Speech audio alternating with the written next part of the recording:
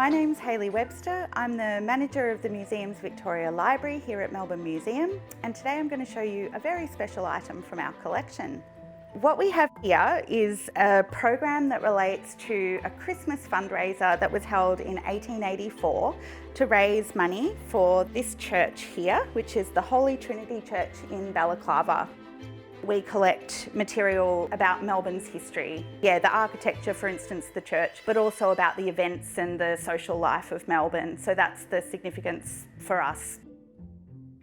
The pamphlet relates to the fundraiser that was held at the Melbourne Town Hall, and they had decked it all out with swathes of calico draped from the ceiling so that it would resemble a fantastical Christmas cavern. And they performed tableaux.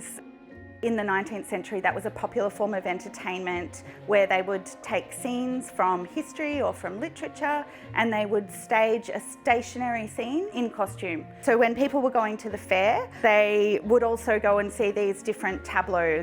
Shakespearean ones that were aimed at adults, and then there were tableaux that were aimed at children that came from fairy tales. Here is the tableau that was staged on the opening night, which is Beauty and the Beast. It was printed by the local firm Sands and McDougall, who are quite well known in Melbourne for printing a lot of street directories that historians still find really useful today. Extra special effort has been made, so fine printers will specialise on making more elaborate, beautiful items. So they've used old spelling, so here we've got book spelt B-O-K-E, and they've used old lettering as well, antiquated styles to evoke the Shakespearean period. I think it's symptomatic of the period. People were sort of very much looking to English traditions.